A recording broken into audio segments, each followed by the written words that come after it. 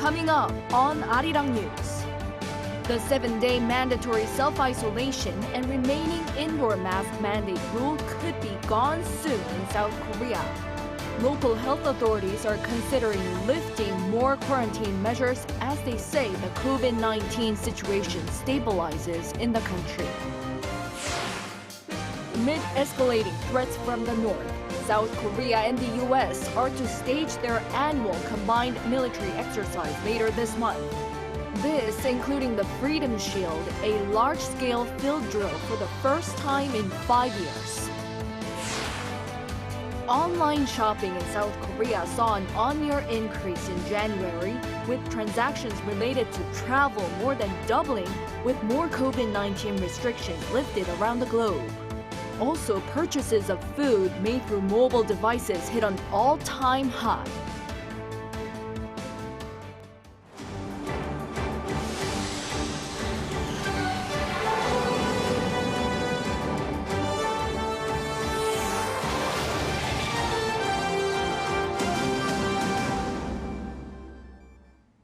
Good evening. It's 9 p.m. here in South Korea. Thank you for joining us. We begin with the South Korean government discussing the possible lifting of the remaining antivirus measures and lowering the alert level for COVID-19. With this, people in the country would no longer have to wear masks at all or go into 7-day isolation should they contract the virus. In the meantime, South Korea and China plan to expand flights between the two countries to pre-pandemic levels. Our Jung Eun-ju has the details.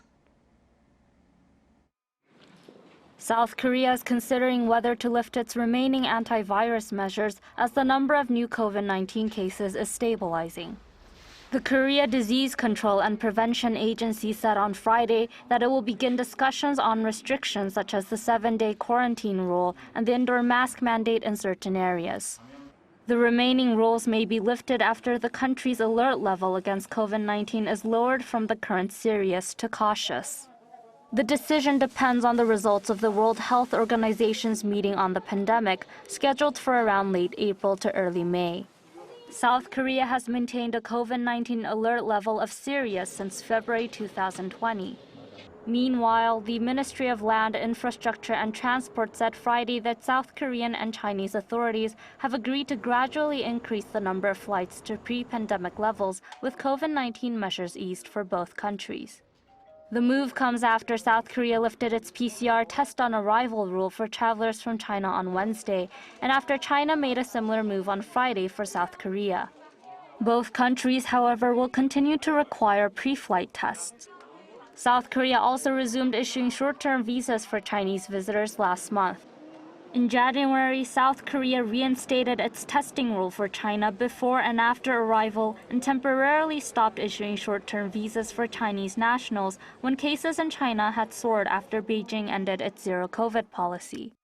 Seoul and Beijing have the rights to provide 608 flights a week en routes to each other's country.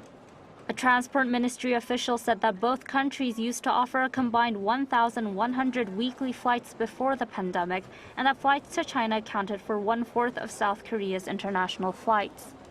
Local airlines are expected to initially increase the number of flights on routes to cities such as Beijing and Shanghai this month. Jung Eun-ju, Arirang News. To counter growing threats from North Korea, South Korean and U.S. forces are staging a combined exercise later this month aimed at strengthening the allies' defense and response capabilities. The drill will also include a large-scale field training exercise for the first time in 5 years. For more, here's our Bae Eun-ji. For 11 days starting March 13th, South Korea and the U.S. will conduct their annual springtime military exercise. In a joint briefing at Seoul's Defense Ministry on Friday, officials from South Korea's Joint Chiefs of Staff and U.S. versus Korea said the Freedom Shield exercise will focus on exercise scenarios based on the changing security environment and lessons learned from recent wars. The allies will also maintain a firm defense posture to be ready for any provocation from North Korea during the training period. Our military will not tolerate actions by North Korea that threaten the lives and safety of our people. The South Korean and U.S. alliance will respond firmly to such actions with overwhelming capabilities. During the exercise period, the two countries will also conduct a number of large-scale combined field trainings, restored to the scale of the full Eagle drills for the first time in 5 years. The allies said the trainings involving an amphibious drill are aimed at improving combined operation execution capabilities. We're going to continue to do everything possible to strengthen that alliance. Things like the annual exercise to increase readiness, providing extended deterrence options to defend the peninsula, and being good neighbors within the community. A trilateral missile warning drill with Japan, as well as a joint carrier strike drill involving an American aircraft carrier, will also reportedly take place during the training period. Also on Friday, the air forces of the two countries held a combined aerial drill in South Korea. A B-1B bomber from the U.S. Air Force, along with South Korea's F-15K and KF-16 fighters, took part. Seoul's defense ministry said this was to show Washington's commitment and capability to building deterrence against North Korea's evolving nuclear threats. It also explained that Friday's exercise was held in line with the Allies' agreement last year to deploy U.S. strategic assets in a timely and coordinated manner. Arirang News. The South Korean government has officially adopted a new defense strategy that aims to disturb and destroy North Korea's nuclear missile launches. Seoul's defense ministry announced on Friday that such a plan has been signed off by President Yoon Suk-yeol. Under the name Defense Innovation 4.0, the plan seeks to incorporate cutting-edge technologies like artificial intelligence into military operations to make Seoul's armed forces stronger and smarter. The plan also seeks to make use of AI to develop security operations starting from frontline military bases. The innovation initiative has been driven by the need to harness the latest technologies to address potential troop shortages that can be caused by South Korea's low birth rate. In the meantime, the Pentagon chief reaffirms that Washington remains committed to countering Pyongyang's provocations by working together with Seoul, Tokyo, and other allies. The U.S. also unveils a strategy to raise security against cyber threats from the North and countries like Russia and China. Our foreign affairs correspondent Choi Min-jung reports. The United States has vowed to continue efforts to counter North Korean provocations by cooperating with South Korea. In a memorandum to Defense Department officials on Thursday, Defense Secretary Lloyd Austin said the U.S. will defend against and deter threats from North Korea, Iran, and global terrorist organizations. Austin added that the U.S. will continue to respond to threats posed by North Korea by coordinating closely with Seoul, Tokyo, and other allies. Assistant Secretary of Defense for Indo-Pacific Security Affairs Eli Ratner also stated Thursday that Washington is working to build extended deterrence against the regime's nuclear threats. Ratner added that strengthening deterrence with confidence will signal that the cost of aggression would be higher than what the aggressor can bear. He added that the U.S. is discussing new mechanisms to address important issues that matter to Seoul, which includes a better understanding of strategic operations, planning, and thinking. The remarks come as Pyongyang conducted a record 69 ballistic missile tests in 2022, the most ever in a single year. The U.S. on Thursday also released a national cybersecurity strategy calling for companies to raise their cyber defenses against threats from countries like North Korea, Russia, and China. The strategy released by the White House said the efforts are aimed at defending the country's critical infrastructure and dismantling threat actors. Under the strategy, firms that fail to take reasonable precautions will be held liable.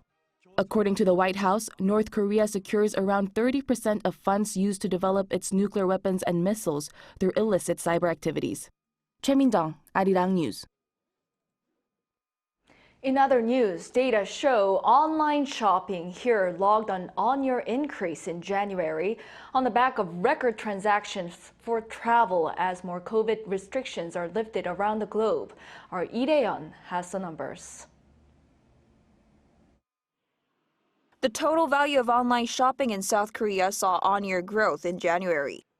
Data released by Statistics Korea on Friday shows that South Koreans bought about $13.6 billion of goods online, up 6.3% from the previous year.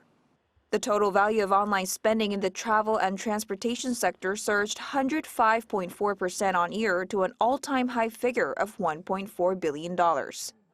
This is largely due to people engaging in more outdoor activities during Korea's Lunar New Year holiday amid eased social distancing measures. Spending in the food sector also jumped 10.3%, reflecting a growing online grocery shopping trend. And with mobile gifts becoming more common, digital coupon transactions rose 16.8% on year. The food sector accounted for the largest proportion of online spending, followed by food delivery, travel and transportation, and clothing. In terms of the total value of smartphone transactions, that figure rose 5.6% on year to $10.3 billion in January. However, less shopping was done on mobile phones compared to the previous year. The proportion of mobile transactions dropped 0.5 percentage points to 75.3%. And one expert says the online shopping industry is set to expand further. People can now buy products online that haven't been sold there before. For example, cars. Hyundai Motor temporarily sold cars online, and glasses and contact lenses can also be bought online as well. The variety of products being sold online is leading the shopping trend. She added eased COVID-19 measures is speeding up the expansion of online shopping, while products that are sold online are expected to vary even more in the near future. Lee Chae-un, Arirang News. What concerns some South Korean chip makers is the Biden administration's CHIPS Act when it comes to its requirements for handing out subsidies. Seoul's Foreign Ministry has responded. Shin Ha-young tells us more. Washington's CHIPS Act is raising uncertainty for South Korean chip makers. In response, South Korea's foreign ministry on Thursday said that the Biden administration is aiming to review the economic and security effects of investment from South Korean firms in semiconductors. Our government plans to continue monitoring related trends and provide necessary diplomatic support while at the same time communicating with relevant ministries and industries about the issues that may inconvenience or put pressure on South Korean companies. Earlier on Tuesday, the U.S. Department of Commerce announced conditions for chip manufacturing subsidies designed to revitalize the U.S. chip industry and secure supply chains.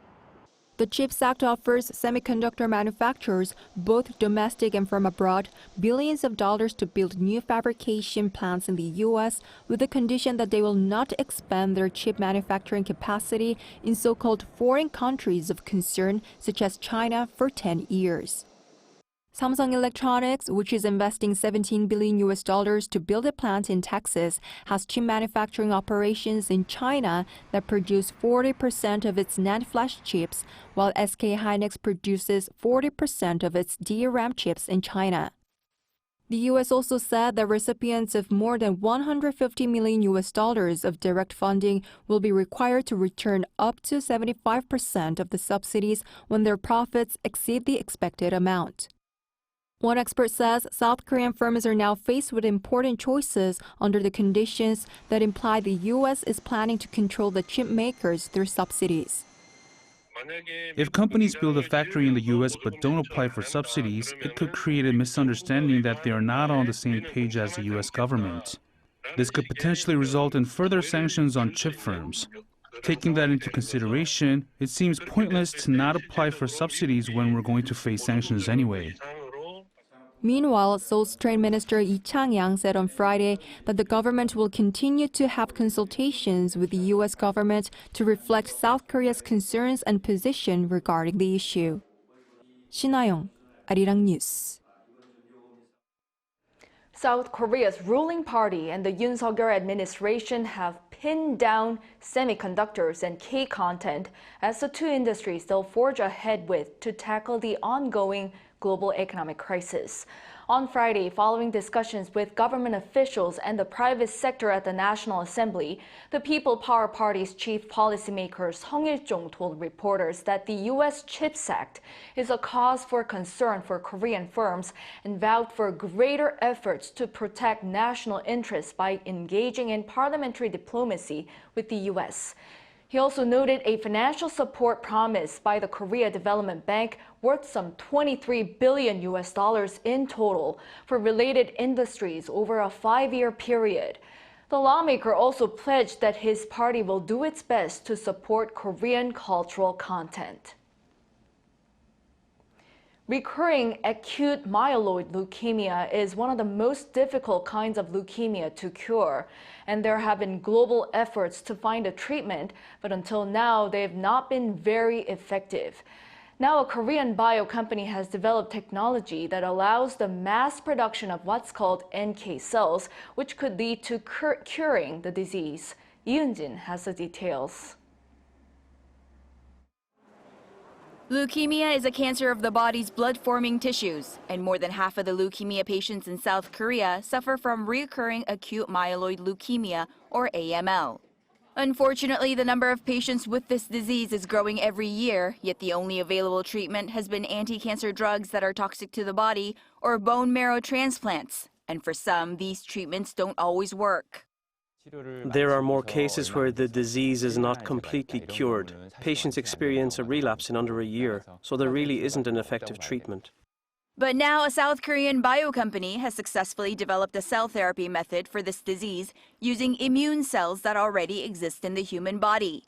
The function of these natural killer cells, also called NK cells, specifically target cancer cells. It has been difficult to mass produce these NK cells, but the bio company has found a way to multiply the production of these cells tenfold. What's unique about their method is that they've moved away from the existing method of separating NK cells from the blood, which results in great losses in the process, only making use of 10% of the blood cells.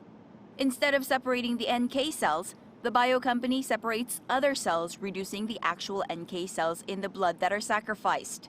On this foundation, the bio company has conducted 4 rounds of clinical tests so far in collaboration with the Seoul Asan Medical Center. We've conducted the clinical test on 140 patients. The results so far are very good. Cases of relapse have been reduced to about half, and the rates of survival have doubled. One of the greatest advantages of this NK cell therapy is that it is not as toxic as the existing chemical anti-cancer drugs. Researchers are now aiming to carry out phase 2 of clinical trials in the first half of this year, and the medical community is expecting this new NK cell therapy to have wider use in treatment beyond acute myeloid leukemia. 이은진, Arirang News. South Korea's second-largest city of Busan is accelerating efforts when it comes to its bid for the World Expo 2030. And as part of such efforts, some 100 celebrities in Korea are rallying behind the city. Shin Se-byuk with more. In a series of videos, around 100 Korean celebrities are showing their support for Busan's bid to host the World Expo 2030. According to Busan city government on Friday, the videos featuring famous K-pop stars, actors, and athletes will be uploaded to social media platforms such as Instagram and YouTube every Friday for 8 weeks. Among those who appeared in the first video were the K-pop girl group VVZ, actress Lee Chae-un, and actor Im Ho. 2030 세계 박람회의 부산 및 성공적인 개최를 응원합니다. 화이팅! 2030년 세계 박람회의 부산 유치 및 성공적인 개최를 기원합니다. 화이팅! 세계 박람회가 이번에는 우리의 정말 경제 도약을 위해서도 대한민국의 제2의 경제 도약을 위해서도 부산에서 세계 박람회가 열리길 개최되길 기원합니다. 화이팅! The southeastern port city of Busan is the second largest city in South Korea after the capital Seoul and is known for its beaches, seafood, and cultural attractions like the Busan International Film Festival. Busan has been working on its 2030 Expo bid since 2019. Since then, South Korea has been going all out to host the event, such as by naming K-pop sensation BTS as a public relations ambassador for the bid.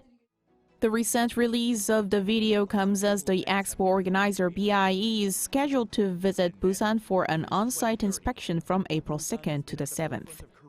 Officials are due to spend a month conducting inspections in the 4 candidate countries, beginning in Saudi Arabia on March 6th. Ukraine and Italy are also in the running to host the event. The venue for the World Expo 2030 will be announced through a vote in November this year. Shin Se-byuk, Arirang News. Wednesday marked the 104th anniversary of the March 1st independence movement in Korea. when in 1919 there was a series of nationwide demonstrations reclaiming Korea's sovereignty from Japan's colonial rule. Because of this, March is considered as the month of independence movement in Korea. In light of this, our cultural correspondent Song Yoo-jin shows how South Korea is using the latest technologies to remember those who sacrificed everything for their country's freedom. Independence activists are brought back to life. In just a few seconds, faded black and white pictures have vivid colors. Here at the Gwanghwamun Square in downtown Seoul, visitors can meet 15 activists who worked for Korea's independence during the 20th century Japanese colonial period. The Ministry of Patriots and Veterans Affairs made the video to mark the March 1st Independence Movement Day. All this is thanks to artificial intelligence and Professor Woo Simon, along with his fellow professors and students. There are 4 steps to face restoration. You first restore the picture's resolution and then refine the figure's face so that it looks natural. Then you make the eyes, nose, and lips more distinct by using computer vision and AI. Finally, you give color to the face. The project took 6 months to complete and bridges the gap between the past and the present. It feels like the activists are alive because we've only seen them in black and white photos and textbooks. I think putting them in colour makes it much more relatable and people can identify with it. In black and white, it just feels so distant. AI is only one type of technology that's used. This art gallery in Seoul displays the belongings of An Jung-geun, who's featured in the Page Shop Ministry's video. An was executed in 1910 over charges of murdering the first Prime Minister of Japan. But this family photo and 2 calligraphic works he created while in prison have been given a new lease of life after going through year-long conservation treatment. We used more than 10-year-old fermented starch paste to patch new paper to the back of the calligraphy. We used similar style silk to repair the torn corners of the photo album. I can't forget how happy An's family members were after seeing his belongings restored. This cutting-edge technology not only shows what's possible in the future, it's also bringing back what needs to be remembered from the past. Song Yoo-jin, Arirang News. South Korean snowboarder Lee Chae-un has become the nation's first to win a world title in halfpipe snowboarding. At the 2023 FIS Snowboarding World Championships held in Bakriani, Georgia, the 16-year-old won gold with a score of 93.50. South Korea's previous best at the World Championships was 4th place. Last year, Lee Chae-un won bronze in the FIS Junior World Snowboarding Championships and competed at the Beijing Winter Olympics as the youngest member of Team Korea. In halfpipe, snowboarders perform spins and other tricks in a half tube of snow and are judged by a panel of the technical difficulty and execution.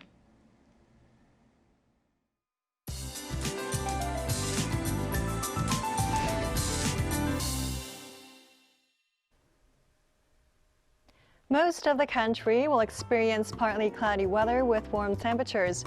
Morning lows will be returning to the positive territory and daytime conditions will be warmer than the seasonal norms. Highs will be close to what we normally see in early spring at 14 to 15 degrees Celsius. Wide temperature gaps of 10 degrees or more will follow in between day and night, so make sure to dress in layers. And amid the warm spells, finest concentrations will be soaring for much of South Korea. For parts of central regions and parts of Gyeongsang-gukdo province, air quality will be standing in the bad category for the entire day. Seoul will temporarily see poor air quality for the morning and the evening hours. As for the readings, Seoul and Gwangju will be starting off at 3 degrees. Maximum temperatures will be about 3 to 4 degrees higher than the seasonal average. Highs in Seoul will jump to 14 degrees, Daejeon 16, Daegu will be topping out at 17 degrees. Conditions will stay dry for the time being as no rain or snow is in the forecast. Have a great weekend and here are the weather conditions around the world.